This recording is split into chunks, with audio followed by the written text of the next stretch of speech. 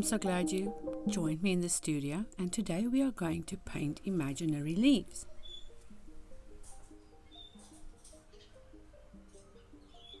If you want to join me, all you need is your watercolor supplies, which will include brushes, water, a blotting towel, watercolor paper, and of course your watercolor paint.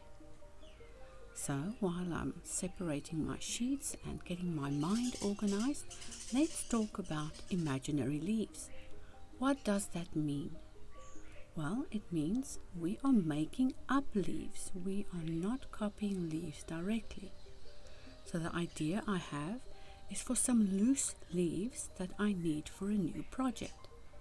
I'm going to make several copies and add them to my project. So first off, I'm using this artificial leaf to just follow along and get some basic guidelines of where I want to go.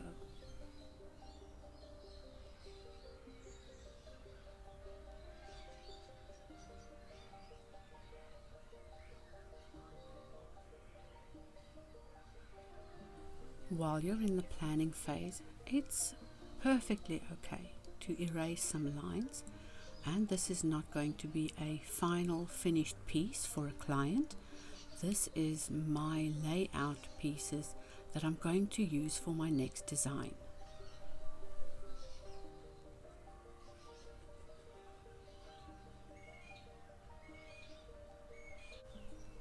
This time I'm going to reference some other images as well. Maybe have a look at drawings from my own sketchbooks from previous projects.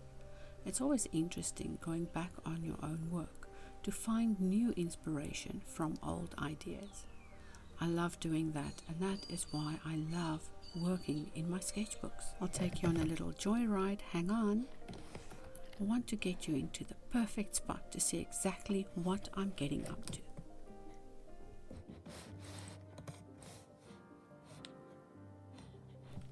You won't believe it, but this whole setting up videos for good shots just took 20 minutes.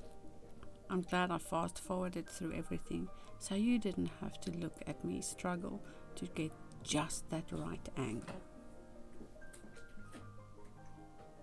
Okay, I'm happy. I'll put this down and get to my seat so that I can show you what we're doing next. Oh, you thought we were going to paint now? Not yet. We are still drawing, and I'll be using some more reference to draw some more pictures. But first I'll move my coffee because I need to page through my old sketchbook. You'll see me do that in a second. I'm staring at that blank piece, hoping inspiration will strike. Nope, back to the sketchbook. Many of these images have been used in patterns or art before, and I'm so glad they are safe in my sketchbook and that I can look at them over and over. And because they're mine and originals, I can reuse any of them at any time. Have you got a sketchbook? Are you using it regularly? Maybe it's time you should get one. Enough finger tapping. I think I've collected some brilliant ideas, and I'll get drawing pretty soon.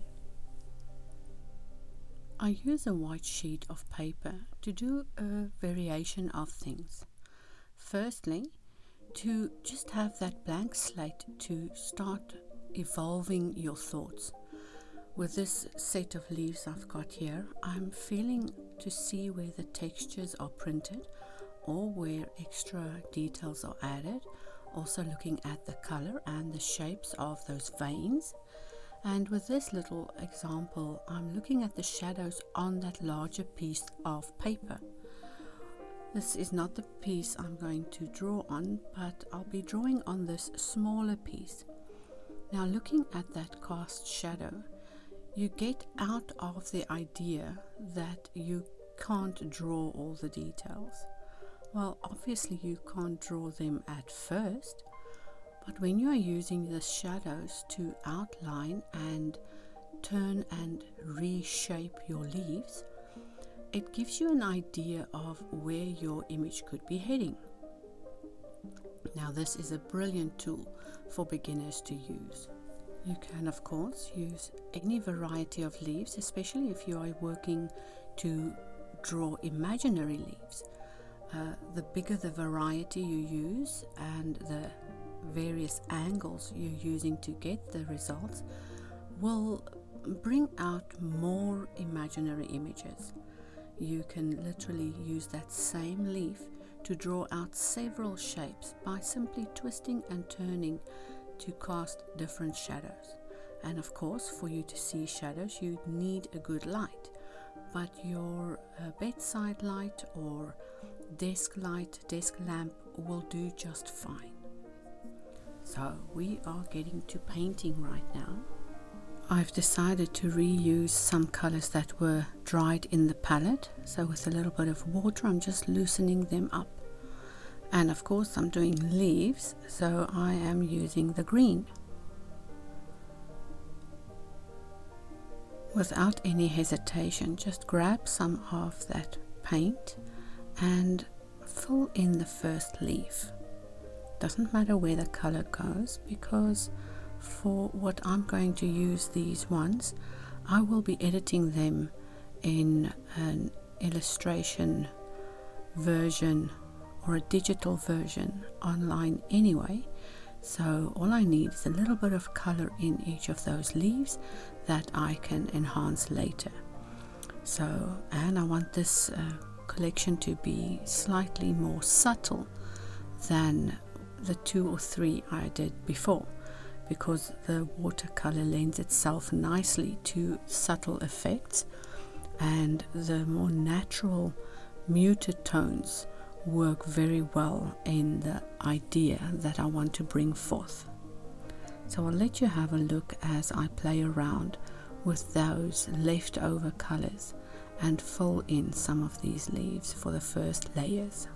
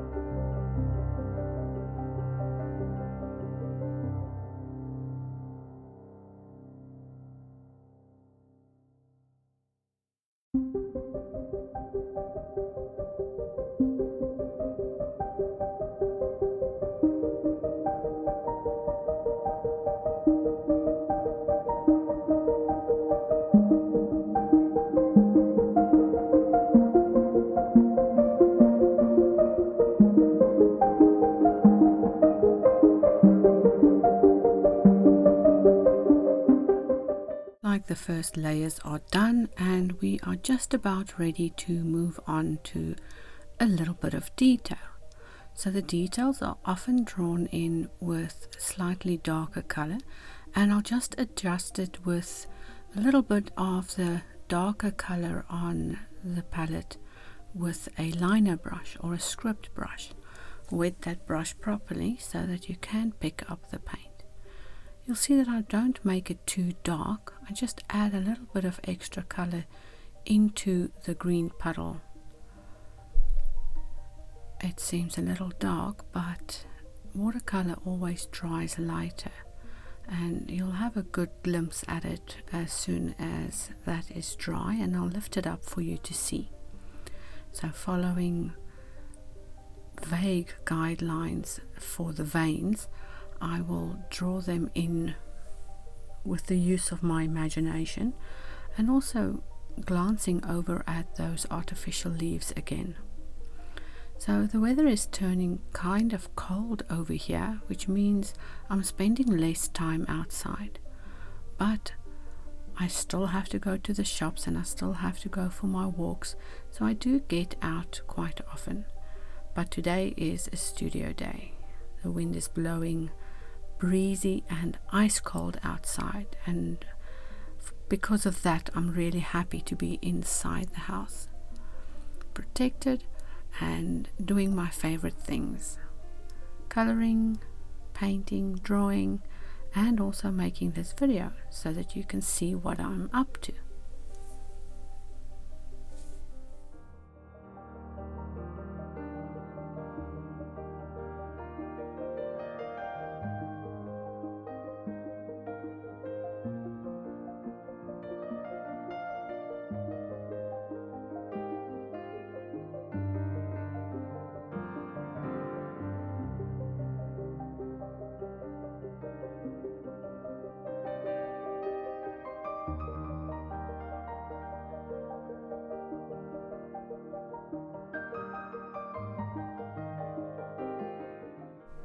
With watercolor we can easily add a second and a third layer just to enhance certain areas and bring in some shadows.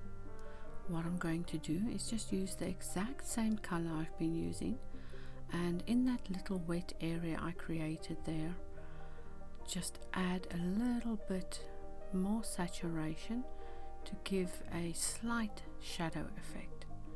Maybe adjust the colors, and by using the wet in wet technique we can easily adjust any one of our motifs, and these ones, especially the leaves, always have different color shapes and blotches on them. So if you have a closer look at this leaf, I decided to draw in another extra one simply because I had the empty space over there and can just as well fill it with the leaf. I'll use exactly the same colors. There's nothing new added to this palette. We're just working to get some color in there, and like I said before, it can be adjusted digitally in any way and form we like, so we can play around and just get some basic colors down.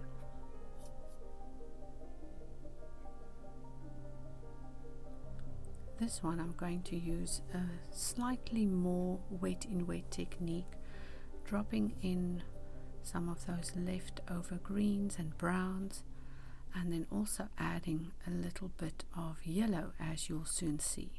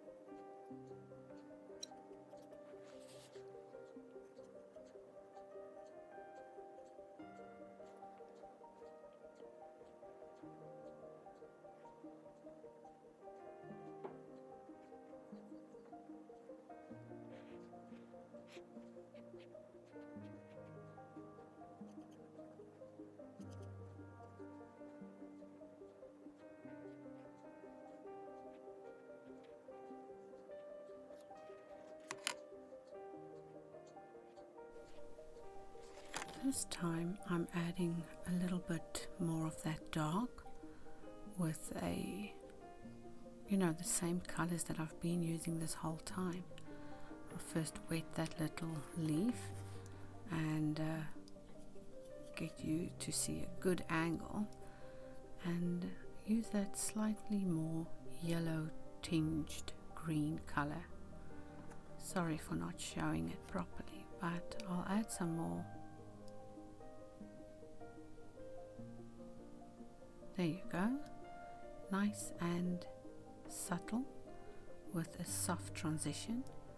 And these things take practice. So I suggest getting out that watercolor sketchbook and just sitting down and painting to your heart's content.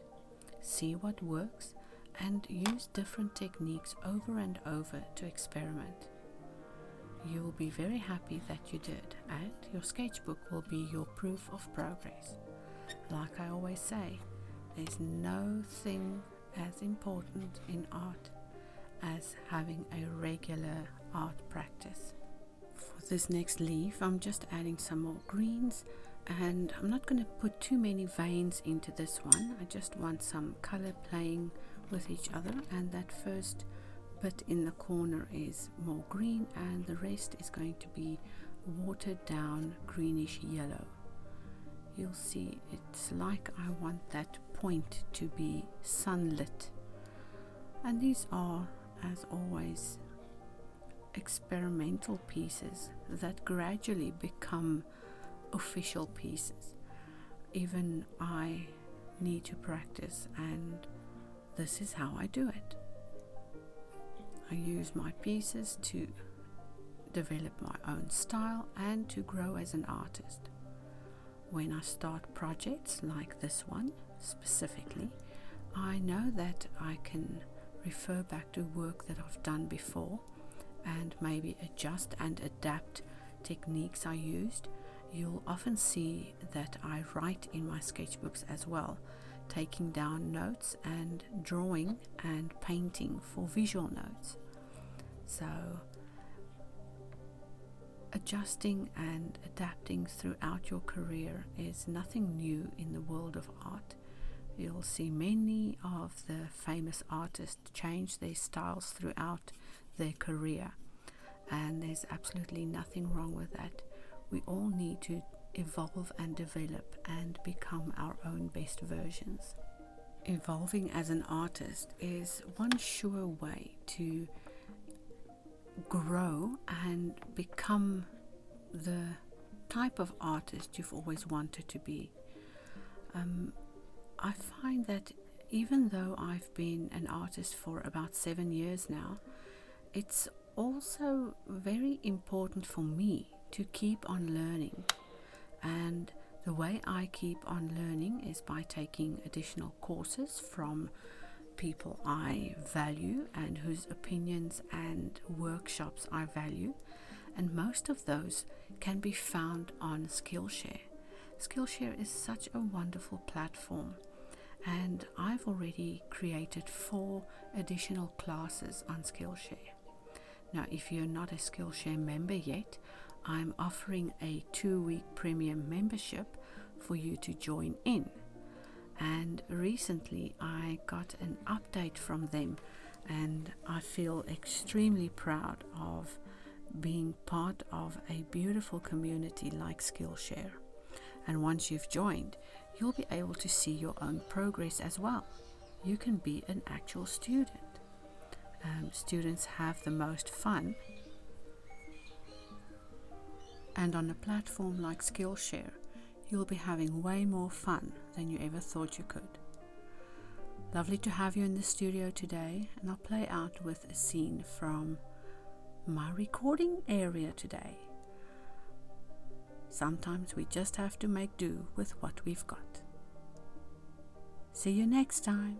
Bye, friends.